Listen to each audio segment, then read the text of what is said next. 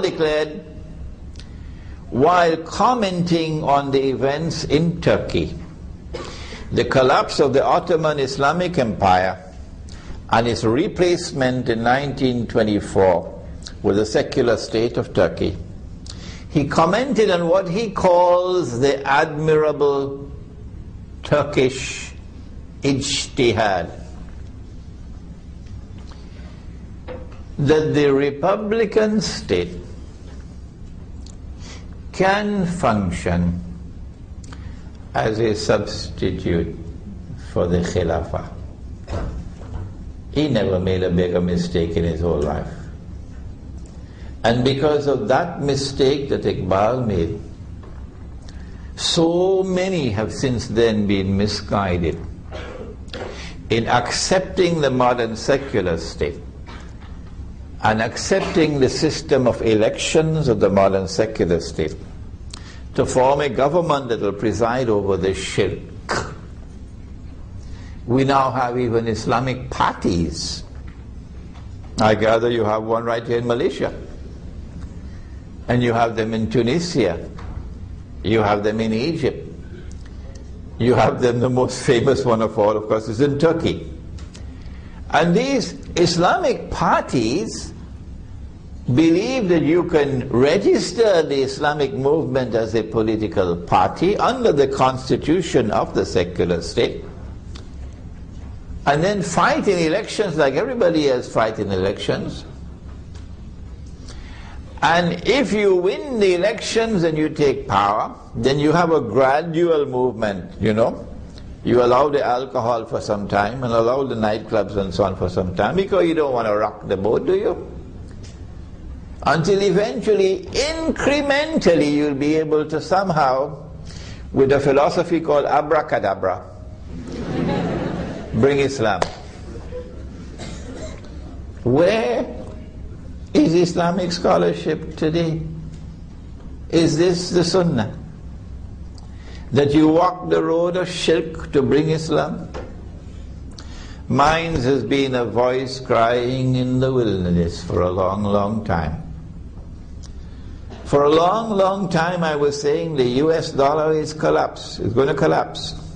And they laughed at me. I gather they're not laughing at me anymore now. No. For a long, long time, since this book appeared, I told them Israel wants to rule the world. And Israel wants to replace the United States as the next ruling state in the world. And they laughed at me. Well, when Israel attacks Iran, let's see who's going to laugh.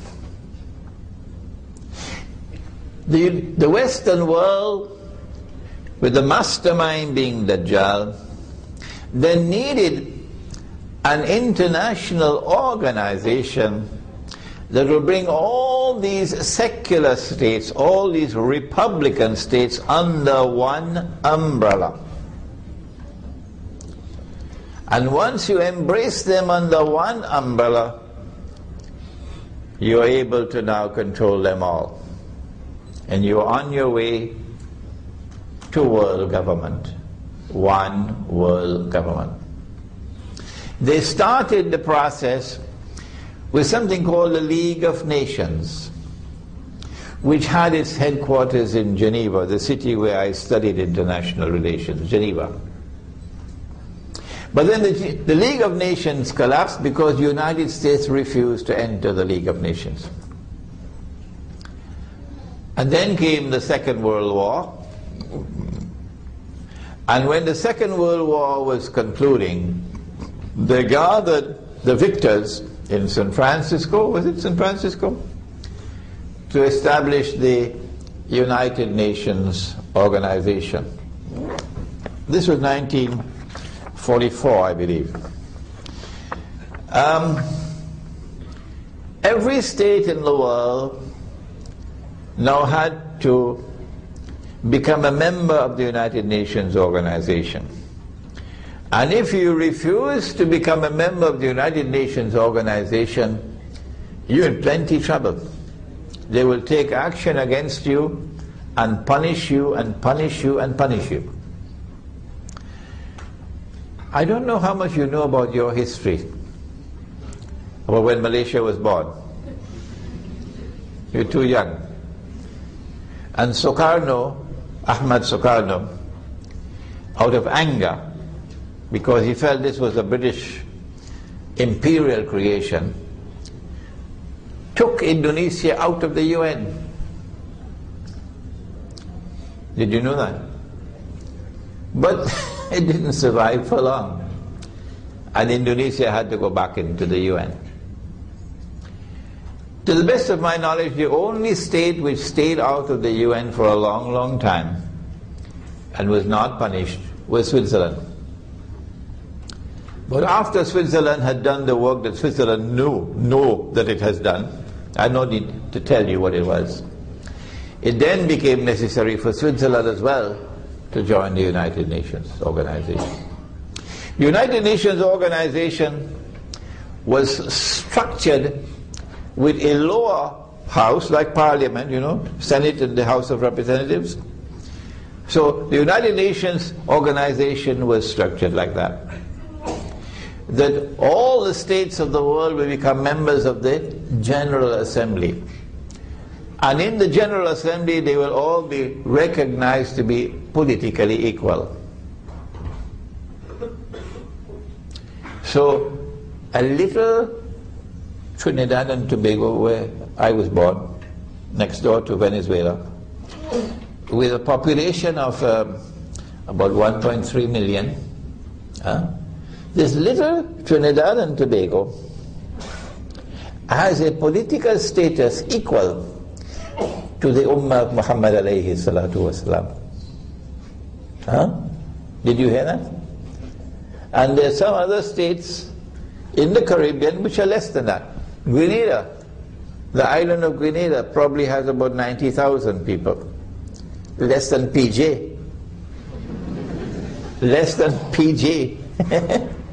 And little Grenada has a political status of political equality with the entire Ummah of Muhammad alayhi salatu wasalam. This is the nonsense that we accepted in the Charter of the United Nations Organization. Is this what you have done to the Ummah of Muhammad alayhi salatu wasalam?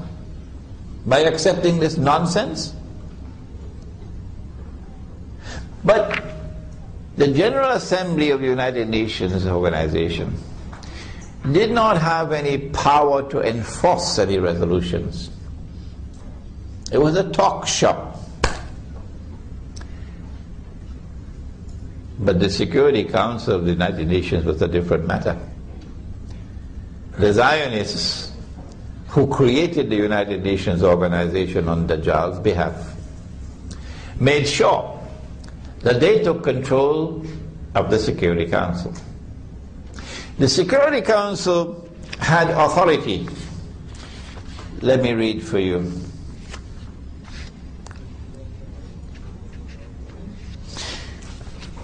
In order, Article 24. Remember, Allah is Al-Akbar. But this charter is saying, no, Allah is not Al-Akbar. The Security Council is Al-Akbar. Whoever has supreme authority. Supreme authority means there is no other authority above it. No. That is Al-Akbar. Allah is Al-Akbar. You cannot perform salat. You cannot move in salat without saying Allahu Akbar. Well, listen to who is Al-Akbar. Article 24. I quote, in order to ensure prompt and effective action by the United Nations, its members, including the entire Ummah of Muhammad alayhi salatu wasalam, incidentally, its members confer on the Security Council primary responsibility, meaning supreme responsibility, for the maintenance of international peace and security. In all matters pertaining to war and peace in the world, the Security Council of the United Nations has primary responsibility, meaning supreme responsibility. Meaning the authority of the Security Council is supreme. Is there any authority above the Security Council? Where is it? On the moon? Huh? Where is it? There is no authority in the world today recognized above the Security Council of the UN.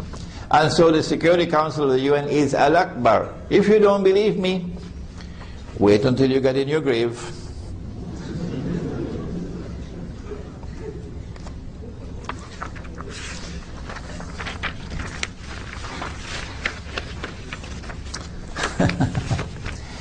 They wanted to put a nail in the coffin, so he had listened to Article 25. The members of the United Nations, which includes the entire Ummah of Muhammad alayhi salatu wasalam, agree to accept and to carry out the decisions of the Security Council in accordance with the present Charter. Even when the Security Council gives an order which is in conflict with what Allah and His Messenger have ordered, you have an obligation to obey the Security Council. And so they succeeded. And they succeeded splendidly in selling this institution of the United Nations organization to the entire world, and getting the entire world to submit to their authority in the Security Council. Binding resolutions of the Security Council. I wonder who are the Security Council? Who are the Security Council? The Security Council is divided into two parts, very cunningly on their part. Dajjal is a mastermind. There are the permanent members of the Security Council. Permanent means, even in Bahasa it means forever and ever. Forever and ever and ever and ever. And there are 5 in number. 5.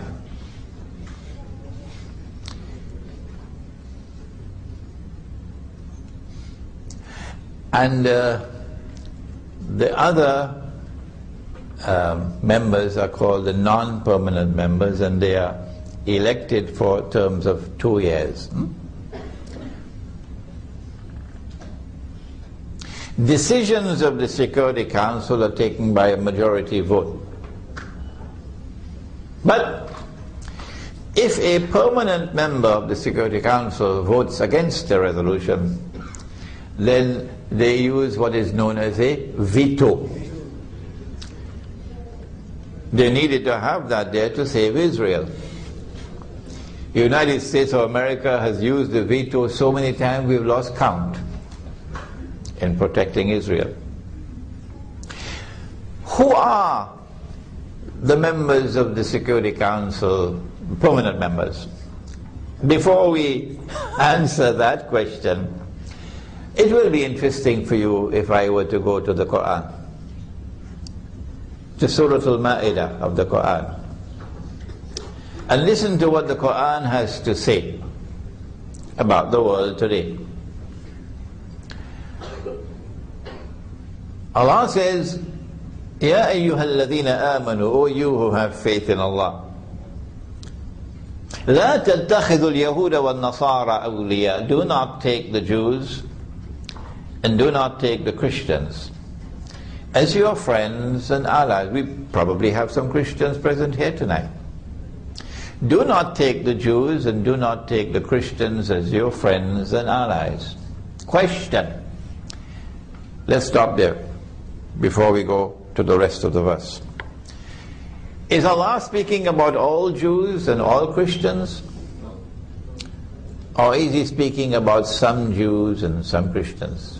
Problem here is methodology. If you use the defective methodology, I call it the lazy man's methodology, of studying a verse of the Quran in isolation. No scientist does that. Huh? Take a verse of the Quran in isolation, by itself, stand alone to derive its meaning. If you do that, then you have to come to the conclusion he's talking about all Jews and all Christians. But if you use the proper methodology, which every scientist does, to go to the totality of the data and organize the totality of the data into a meaningful organic whole, harmonious whole, then you locate what is a system of meaning which binds that data all together. When you do that in this case, and we don't have the time to do it, you then realize, no, not at all. Allah could not be speaking about all Jews and all Christians. For example, in the same Surah Al-Ma'idah, He says, وَلَتَجِدَنَّ أَقْرَبَهُمْ مَوَدَّةً لِلَّذِينَ آمَنُوا الَّذِينَ قَالُوا إِنَّا نَصَارَى. And you will most certainly find in time to come that those who are closest of all to you in friendship and love, in love and friendship, would be those who say, we are Christians. So George Bush don't qualify here. And Tony Blair don't qualify here. Because they are enemies, not friends. Those who will be closest in love and affection to you in time to come would be those who say, we are Christians. This is the Quran. So how can you say to those who are closest in love and affection to you, we can't be friends with you? It doesn't make sense, does it?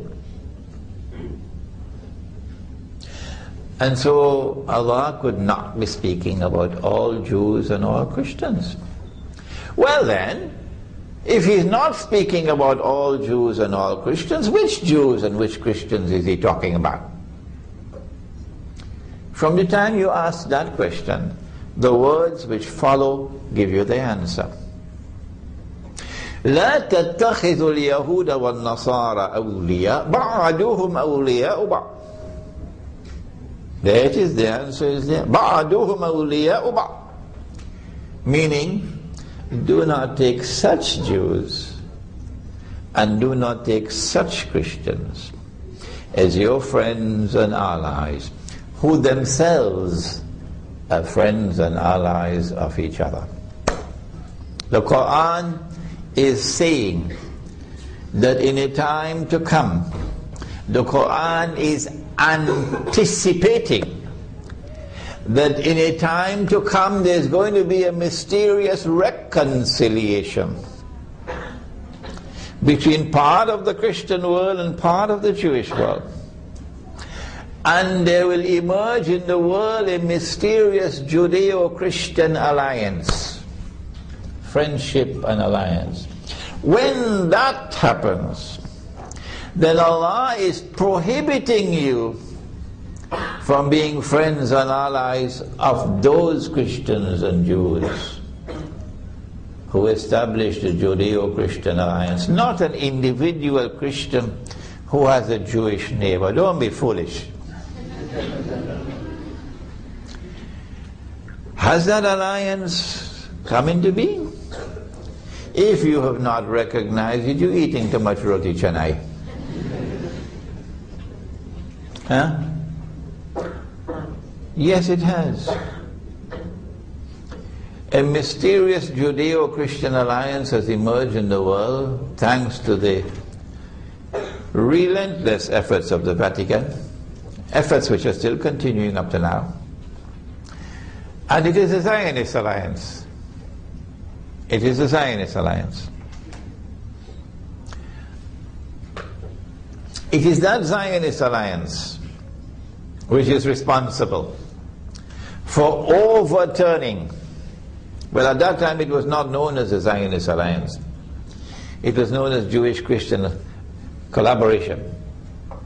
For overturning European Christendom and bringing into being modern Western secular civilization. But only in the 19th century did they actually establish the Zionist movement. When the first Crusades took place, for example, I was not aware until I learned that the Jews financed the Crusades. Yes. So Christian-Jewish collaboration in Europe was taking place for a long, long time. When the Jewish-Christian Zionist alliance emerged in the world, these are the ones who have continuously been waging war on Islam. And Allah says in the Quran, in the words which follow, وَمَنْ يَتَوَلَّهُ مِنْكُمْ فَإِنَّهُ مِنْهُمْ. Whosoever from amongst you turn to them with friendship and alliance. We are friends of America. Okay, go ahead and make that statement. Wait until you get in your grave and you'll see. Whoever turns to them for friendship and alliance, you've lost your Islam. You've lost your Islam. You now belong to them. This is the Quran. Inna Allah la yahdi al-qawma zalimin. Surely Allah does not provide guidance for a people whose trademark is wickedness. Hulum. Now let's go to the permanent members of the Security Council. Number one is a Zionist state. The first ruling state created by Dajjal was Britain. A Day Like a Year. You've read this book, haven't you? A Day Like a Year. And Britain is a permanent member of the Security Council. The second permanent member of the Security Council is another Zionist state, the United States of America, which is the current ruling state established by Dajjal. It looks as though Dajjal is establishing the Security Council by himself all alone. The third permanent member of the Security Council is France, another Zionist state. So the Zionists have 3 out of 5. And all 3 are Christian states which have alliance with the Jews. But then came number 4, Russia. And Russia is a European state. And Russia used to be fervently Christian. And that Christianity that Russia has is the Christianity that the Quran refers to as Rome. Don't tell me that the Rome in the Quran is a city in Italy. Please don't do that. The Christianity that Russia has is the Eastern Christianity. This one had its capital in Constantinople, which is now known as Istanbul.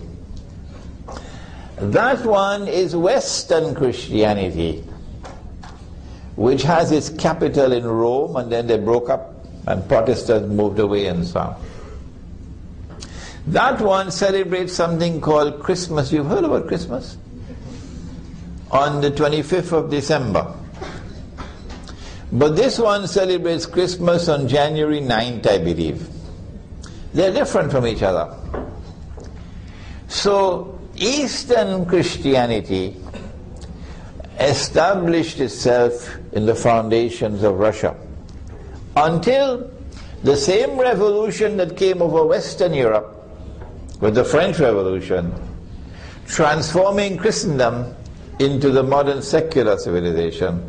That same revolution came to Russia with the Bolshevik Revolution, which destroyed the foundations of the Christian church in Russia and brought into being a new secular state in Russia.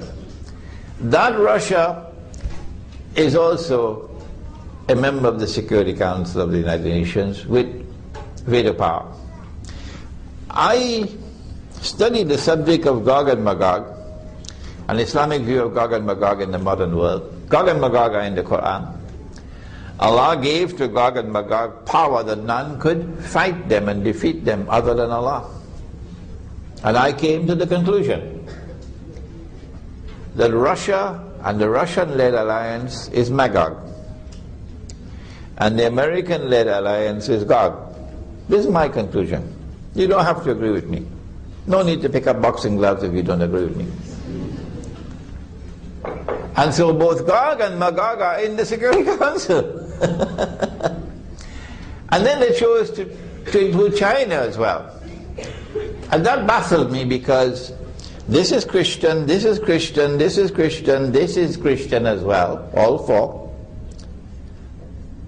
And then I remembered that the China that was admitted to the Security Council was a China led by Chiang Kai-shek, who was Christian.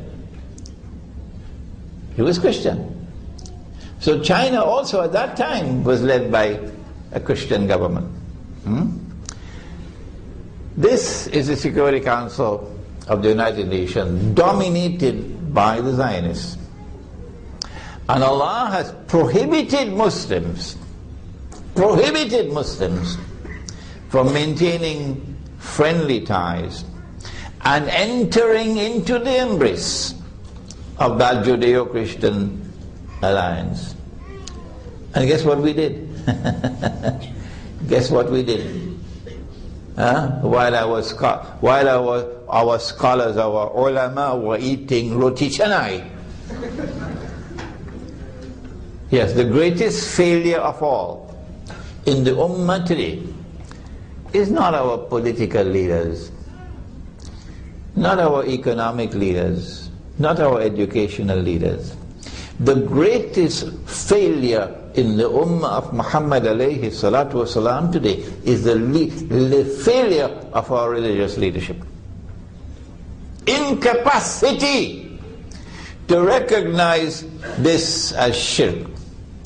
Incapacity to recognize that the Quran is prohibiting us from entering into the embrace of the United Nations organization.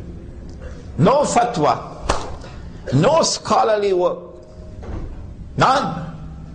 Examining the Charter of the United Nations, none. Much less for the International Monetary Fund. And so here we are at this very last hour when the sun is about to set, with the United Nations organization having been successfully used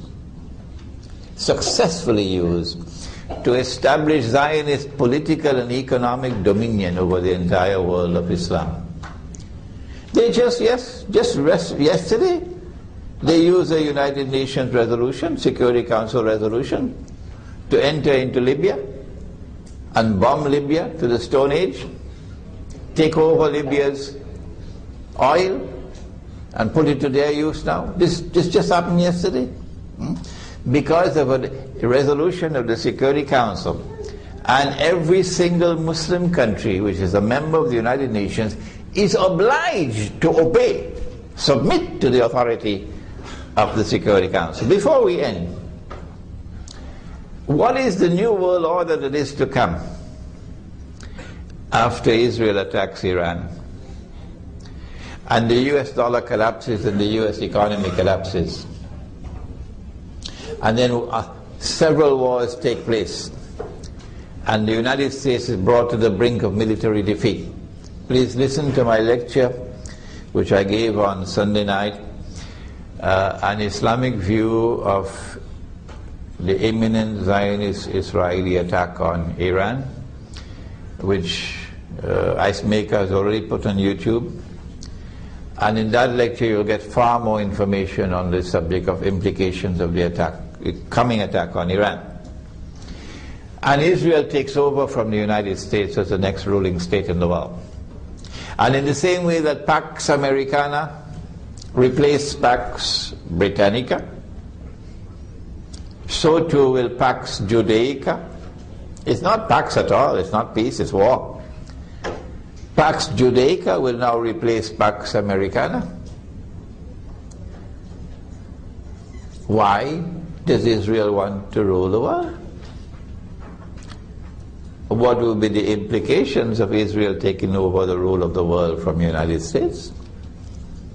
Answer: Israel wants to rule the world so that a man can stand up in Jerusalem tomorrow. Nabi Muhammad alayhi salatu wasalam described that man to us 1400 years ago. He said he will be a young man, indicating that in Akhir Zaman the young are going to rule. He will be a young man, he'll be a Jew, he'll be powerfully built, he'll have curly hair. And he will declare that I am the Messiah. And in order for the Jews to accept him as the Messiah, he has to rule the world. Because the scripture said that the Messiah will rule the world. And Nabi Muhammad ﷺ said that when the Messiah comes back, we know who is our Messiah, Nabi Isa ﷺ, he will be Hakim, one who rules, with a rule which cannot be challenged by any Tom, Dick or Harry. So this fellow, who is the false Messiah, who is Dajjal, tomorrow will stand up in Jerusalem and make that declaration.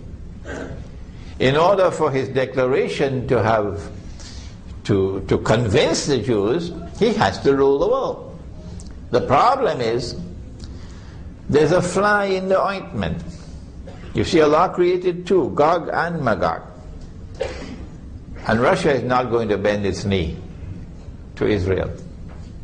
And China is not going to bend its knee to Israel. And so you're going to face world war with thousands of nuclear weapons being used. That's coming. That's coming. What the Zionists are doing is taking mankind to the ultimate disaster. A disaster in which all the cities of the world are going to be destroyed. Is Imran Hosein exaggerating now when he speaks about all the cities of the world being destroyed? Huh? I wonder. Let's take a look at the Quran, shall we? Suratul Isra. And listen to what Allah says. وَإِن مِّن قَرْيَةٍ وَإِن مِّن قَرْيَةٍ إِلَّا نَحْنُ مُهْلِكُوهَا قَبْلَ يَوْمِ الْقِيَامَةِ وَإِن مِّن قَرْيَةٍ إِلَّا نَحْنُ مُهْلِكُوهَا قَبْلَ يَوْمِ الْقِيَامَةِ أَوْ مُعَذِّبُوهَا عَذَابًا شَدِيدًا كَانَ ذَلِكَ فِي الْكِتَابِ مَسْطُورًا. And not a single town or city will escape, but Allah will destroy them all. And those which escape destruction will be punished with terrible punishment. And this is something inscribed in the Kitab. And so that coming clash, triggered off because the Zionists want to rule the world, is going to destroy most of mankind. But they don't care. They want to rule the world. It is at that time that he declares that I am the Messiah. At that time that Imam al-Mahdi will emerge. And with the emergence of Imam al-Mahdi, the Khilafah will come back. Do you believe for one silly moment that Imam al-Mahdi is going to sit in the General Assembly of the United Nations? Huh? Because he's not allowed in the Security Council. No Muslim country could have a permanent membership in the Security Council. No. It's Britain, United States, France, Russia and China. The world of Islam out. You can come and sit for 2 years and then out you go.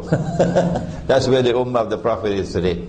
Do you for one silly moment believe that Imam al-Mahdi is going to submit to the authority of the Security Council in accordance with the charter that I've written? Just read? What a silly moment that would be. No. When Imam al-Mahdi emerges, our system of political organization will be restored. The Khilafah will be restored. And our conception of an international order, which I have not been able to describe for you tonight, will also be restored. And that would be the last world order, in which truth will triumph over falsehood. And those today who are being oppressed, and all that they have in their hands are stones with which to match the tanks of the oppressors. On that day, truth will triumph over falsehood, and justice will triumph over tyranny and oppression. This has been our talk on Islam, the United Nations organization, and the New World Order. And if there's one lesson that comes out of it, is that we have failed to study the Quran, and we have failed to study the word of the Prophet sallallahu ta'ala alayhi wa sallam. And it is time for us to correct that mistake.